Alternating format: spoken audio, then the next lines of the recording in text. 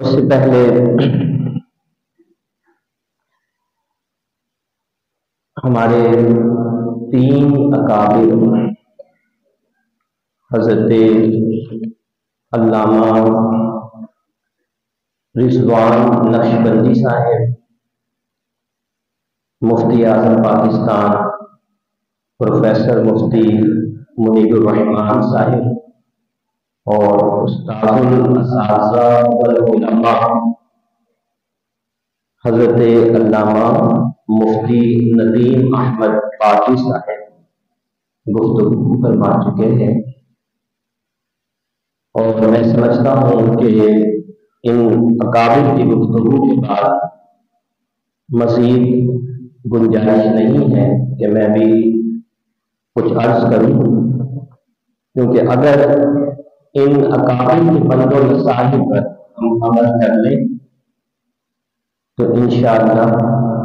دنیا اور آخرت کی کامیابیاں ہماری مقدر رہ جائیں گی۔ اللہ تعالی ہمیں عمل کی توفیق نصیب فرمائے۔ بہت خوشی ہو رہی ہے کہ جامع مسجد فاروقی میں قائم فاروقیہ تعلیم القرآن اکیڈمی کا یہ سالانہ پروگرام ہے، جس میں بڑی تعداد میں طلبہ و طالبات کو حفظ قرآن کی تکمیل پر اسناد دی جا رہی ہیں۔ سب سے پہلے تو میں اس مسجد کی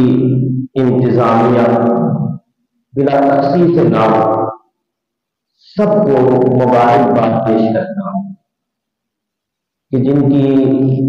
کاوشوں کے نتیجے میں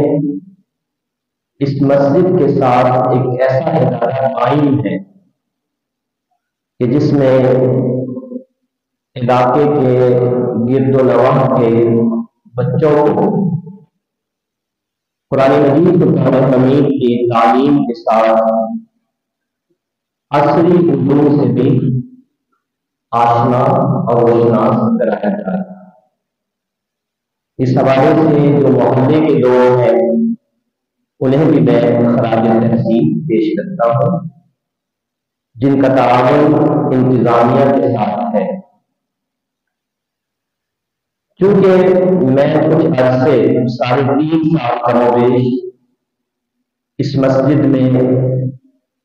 اللہ تعالیٰ کے فضل و کرم سے اپنی خدمات انجام دے چکا ہوں،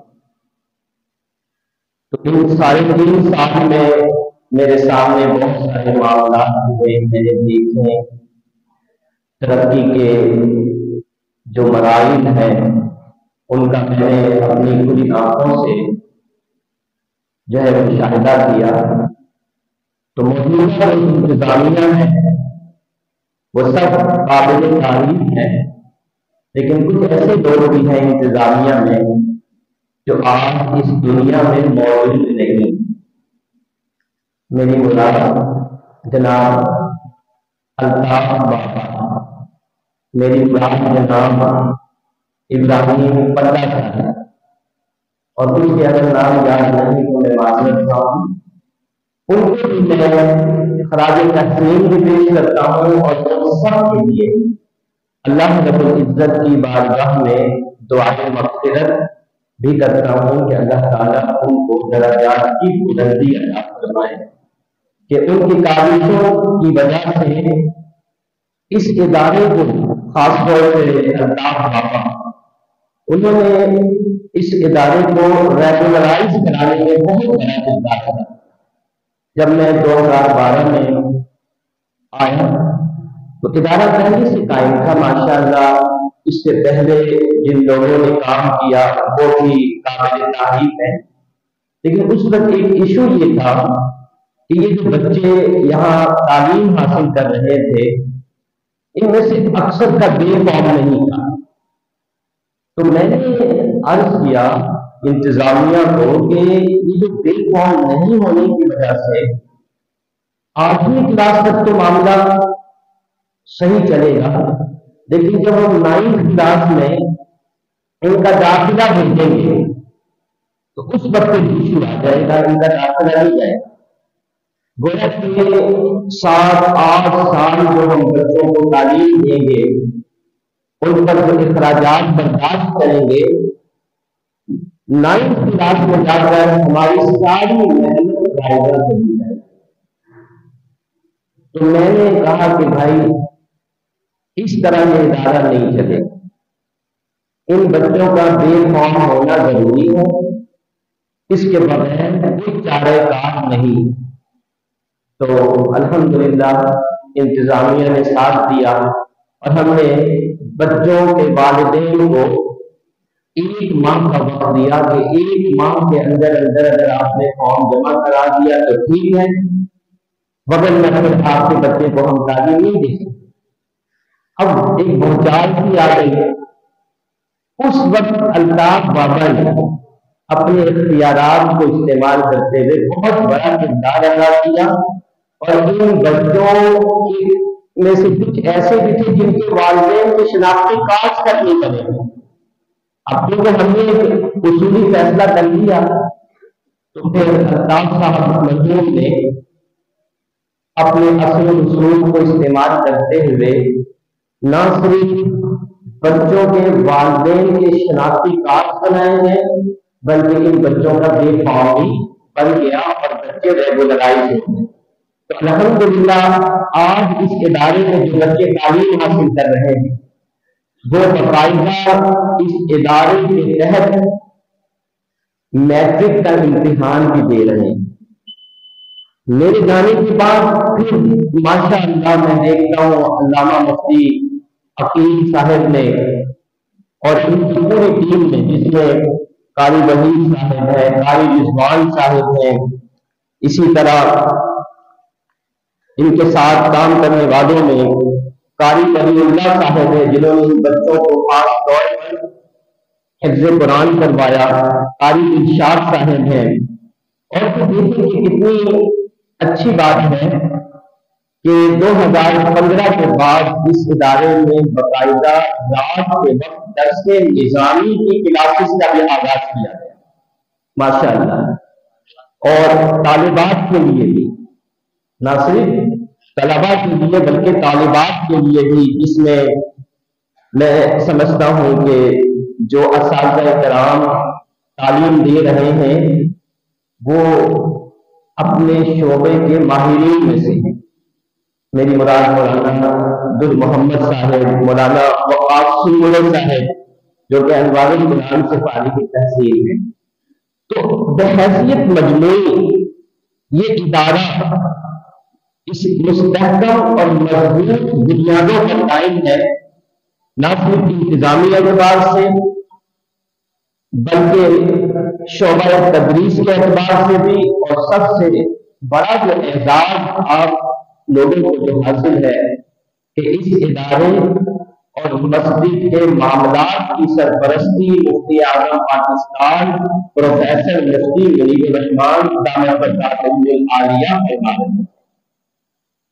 تو یہ چند باتیں تھیں جو میں چاہ رہا تھا کہ پس منظر آپ کے سامنے بیان کروں اور یہ عرض کروں کہ ابتدائی دنوں میں اس مسجد کی انتظامیہ نے جو ننا سا پودا لگایا، جو ننا سا پودا لگایا فاروقیہ تعلیم قرآن کی صورت میں، بعد میں اللہ تعالیٰ نے انتظامیہ اور ہم لوگوں کو موقع عطا فرمایا، ہم نے اس ننے سے پودے کو تناور درخت میں تبدیل کر دیا، اور پھر ہمارے بعد آنے والوں نے اس سے بڑھ کر کام کیا کہ اس تناور درخت کو پھلدار درخت میں تبدیل کر دیا کہ آج وہ پھل آپ دیکھ رہے ہیں۔ ان بچوں اور فارغ تحصیل حفاظ کرام کی صورت میں اللہ تعالیٰ سے دعا ہے کہ اللہ رب العزت اس ادارے کو مزید ترقیاں عطا کرے۔ میں صرف ایک بات عرض کر کے اپنے گفتگو کا اختتام کروں گا، ٹائم بالکل ختم ہو چکا ہے، کہ یہ جو مسجد ہے یہ ایک مرکزی مسجد ہے اور شہر کے صدر میں واقع ہے یہ مسجد، ابھی تک جو کام ہو رہا ہے یہ بھی بہت ہے، لیکن اس میں مزید کام کی گنجائش ہے۔ آج ہماری جو نوجوان نسل ہے وہ مختلف قسم کے فکروں کا شکار ہے، کیونکہ میرا شعبہ معیشت کا ہے۔ میں پورے پاکستان میں مختلف شہروں میں ایسے لوگوں کے ساتھ پروگرامس کرتا ہوں جن کو ہم عام طور پہ دنیا دار لوگ کہتے ہیں۔ ہر سطح پر کالجز میں، یونیورسٹیز کے اندر، مختلف انسٹیٹیوشنز کے اندر جانے کا موقع ملتا ہے۔ ابھی ہمارے نوجوان نسل کو جو چیز دیمک کی طرح چاٹ رہی ہے، جو عفریت دیمک کی طرح جو ہے چاٹ رہا ہے، وہ کیا ہے؟ وہ سیکولرزم اور لبرلزم ہے۔ سیکولرزم کیا ہے؟